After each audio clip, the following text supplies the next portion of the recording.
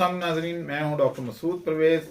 आज आपको हमने वो कारोबार बताने हैं जो आप करके खुशहाल हो सकते हैं और साथ में मुल्क का भी भला हो सकता है। कराची बायोफ्लॉक फिश, श्रिम्प और वर्मी कंपोस्ट ट्रेनिंग का ऐलान। कराची बायोफ्लॉक फिश, श्रिम्प और वर्मी कंपोस्ट ट्रेनिंग का आगाज़ 21 जनवरी को होगा।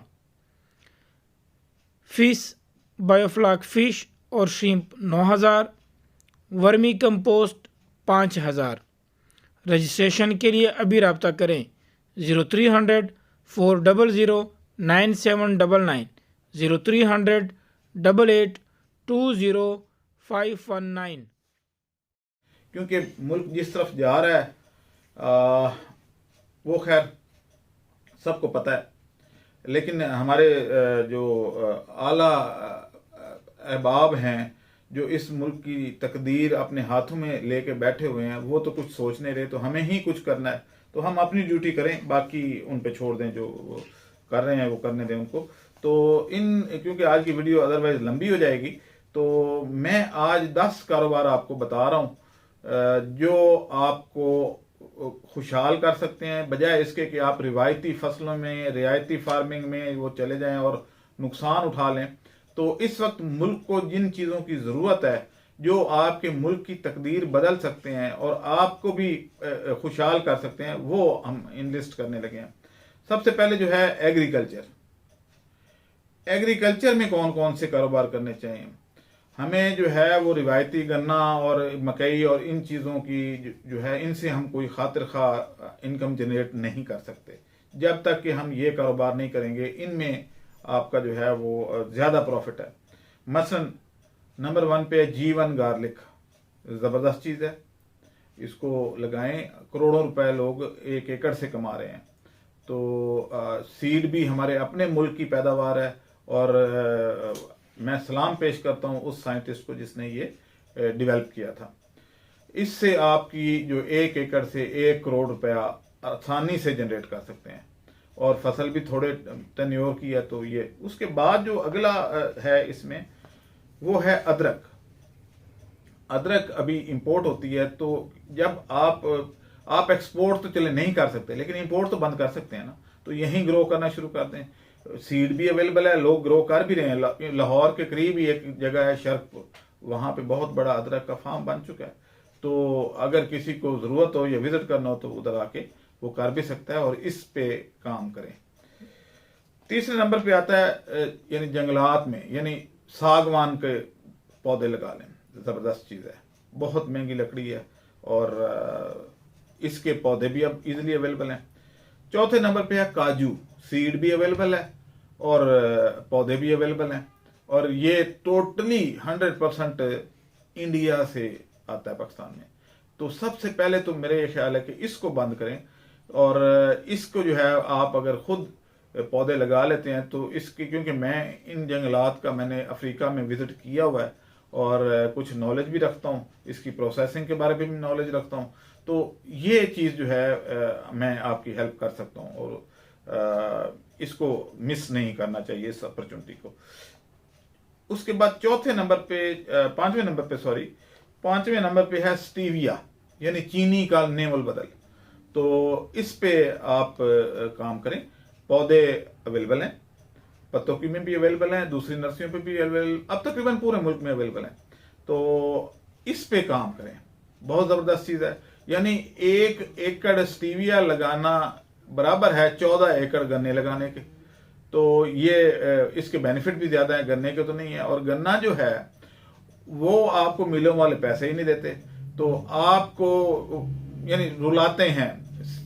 CPR आपको दे देंगे, आप 1 2 साल 3 साल जो है वो उनके पीछे भागते रहेंगे और अपना सरमाया फंसा के बैठ जाएंगे और आप अपनी जो ज़मीन भी ज़ाया कर लेंगे और पैसा भी ज़ाया हो जाएगा और उनकी मर्जी आपको दें या ना दें। जबकि स्टीविया का पाउडर जो है वो हमारे अपने मुल्क की बड़ी ज़रूरत है और इसको आसानी से एक्सपोर्ट भी किया जा सकता है। इसके बाद जो चीज़ आती है, यानी हालांकि ये लिस्ट में तो नंबर 1 होना चाहिए था, लेकिन मैंने इसको आखिर पे डिस्कस करना इसलिए मुनासिब समझा कि बाकी सारी चीज़ें जो हैं वो तकरीबन आपके नॉलेज में हैं। वर्मी कंपोस्ट का बिजनेस बहुत ज़बरदस्त है, क्योंकि आपके मुल्क में खाद की अदम दस्तियाबी की वजह से लोग प्रॉपर प्रोडक्शन नहीं ले पाते, खादें बहुत महंगी हैं, लाइनों में लग के लेनी पड़ती हैं। डीएपी की एक बोरी 14,000 की बिक रही है। यूरिया का जब वक्त आता है गंदम की बिजाई का, तो यूरिया शार्ट हो जाता है। तो जब हर बंदा अपने 3-3, 4-4 बेड लगा लेगा, तो मेरे ख्याल 50,000 रुपये में हम बेड बना के वर्म डाल के दे देते हैं।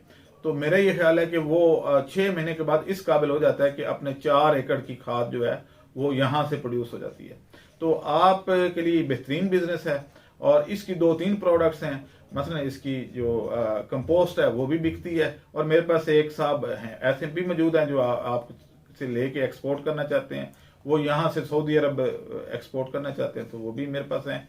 ये अल्लाह का करम है कि मेरे पास लोग इकट्ठे होते जा रहे हैं, तो ये एक्सपोर्ट भी की जा सकती है, लेकिन पहले तो अपने मुल्क की जरूरत पूरी करनी है। तो उसके बाद अगला जो चैप्टर है वो है लाइफ स्टॉक का। लाइफ स्टॉक फार्मर क्या करे?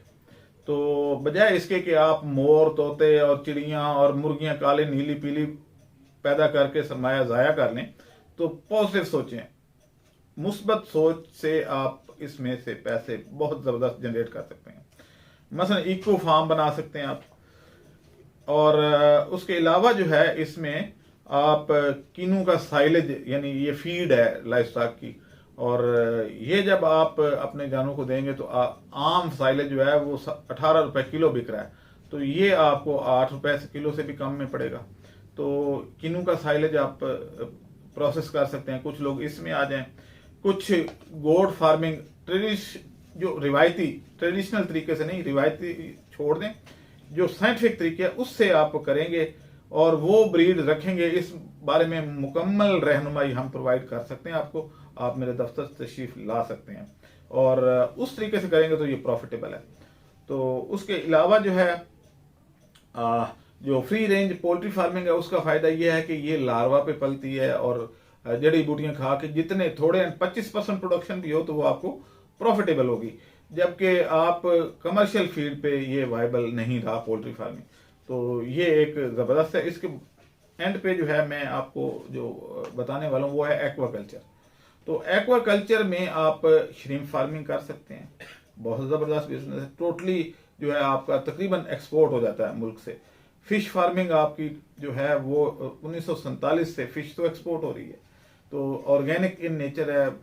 पोल्ट्री का गोश्त बहुत महंगा हो गया है। कमर्शियल ब्रायलर फार्मिंग अब वायबल नहीं रही, ना ही एग फार्मिंग अब वायबल रही है।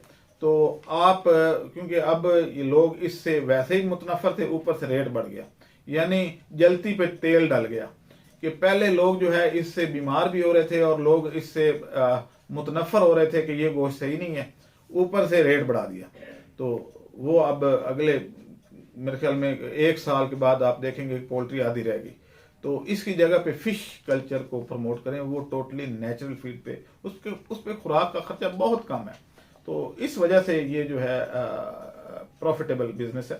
श्रिम्प यानी झींगा बहुत अच्छा बिजनेस है, यानी टोटली एक्सपोर्ट होता है और डिमांड इतनी ज़्यादा है कि आप जितना भी पैदा करेंगे एडवांस बुकिंग हो जाती है। उसके बाद जो आपका आता है वो एक बहुत ही आला बिजनेस है, और वो बिजनेस क्या है? वो है हैचरी का, श्रिम्प और फिश हैचरी का। तो हम हैचरी बना के देते हैं और ये एक ऐसा बिजनेस है कि आप कहेंगे कि यार ये तो हीरोइन से भी ज़्यादा प्रॉफिटेबल बिजनेस है। तो इसमें मुकम्मल रहनुमाई हम प्रोवाइड करते हैं। तो अब मुझे इजाज़त दें और यहाँ पे मैं एक ऐलान भी कर दूं कि वो कहते हैं ना, पैवस्ता रहे शजर से उम्मीद बहार रख। जो लोग मेरे से या मेरी वीडियो देखते हैं उसमें अब अच्छे लोग मेरे पास गैदर होना शुरू हो गए। एक साहब हैं हमारे जो चीचा वतनी में इनकी ज़मीन है और 4 दीवारी, ट्यूबवेल लगा हुआ है, ट्रांसफार्मर लगा हुआ है, दफ्तर बना हुआ है, सब कुछ है। उन्होंने कहा जी कि मेरी तरफ से 1 साल के लिए इस जगह पे जो भी टैंक लगाएगा उससे कोई किराया चार्ज नहीं होगा, यानी वो अपनी जगह मुफ्त देने को तैयार हैं 1 साल के लिए, उसके बाद वो किराया लेंगे। तो मेरा ये ख्याल है कि साहिवाल, उकाड़ा, बूरेवाला, मियाँ चन्नू, मुल्तान, विहाड़ी, ये सारे एरिए जो हैं यहाँ के लोग वहाँ पे हमारे जो इंडस्ट्रियल जोन है उसमें आके तो टैंक लगा के तो कर सकते हैं। या टैंक जो है उसके लिए इन्वेस्टमेंट मैं अरेंज करवा देता हूँ और आप रेंट पे लेके तो अपना तजर्बा उससे कर सकते हैं। तो ये एक बहुत अच्छी अपॉर्चुनिटी है। और इस तरीके से लोग मेरे पास, जैसे आज 2 साहबान ऐसे भी आए जिन्होंने कहा जी कि आप हमें फ़िश की एक्सपोर्ट का हमारे से कॉन्ट्रैक्ट कर लें। इसी तरीके से एक और साहब आए, उन्होंने कहा जी वर्मी कंपोस्ट का जितना भी आपके पास वॉल्यूम है हमें दे दें। हम सऊदी अरब में वो वहाँ पे कोई शाही ख़ानदान के कंसल्टेंट हैं, एग्रीकल्चर के हैं, पाकिस्तानी, आज़ाद कश्मीर के, तो उनको उन्होंने ऑफ़र दी। तो इस तरीके से इंशाल्लाह मुल्क की डेवलपमेंट होनी शुरू हो जाएगी, आप भी खुशहाल हो जाएंगे। मुल्क में चलें, जितनी कंट्रीब्यूशन आप कर सकते हैं, जब हज़ारों लोग थोड़ा थोड़ा डालेंगे तो बहुत कुछ हो जाएगा। शायद हमें जो है वो ज़रूरत ना पड़े फिर डॉलरों की बाहर से लाने की, क्योंकि हम अच्छे तरीके से ट्रेडिंग से कमाएंगे, वो भीख नहीं मांगेंगे। तो मेरी तो ये ख्वाहिश है कि भीख मांगना बंद हो। बाकी जो लोग मुझे फ़ोन करते हैं जी ये हुकूमत का काम है, छोड़ दें यार हुकूमत को। पोल्ट्री क्या हुकूमत की पजीराई में बड़ी है? दूसरी बड़ी इंडस्ट्री बनी थी तो ये प्राइवेट सेक्टर ने डेवलप की थी।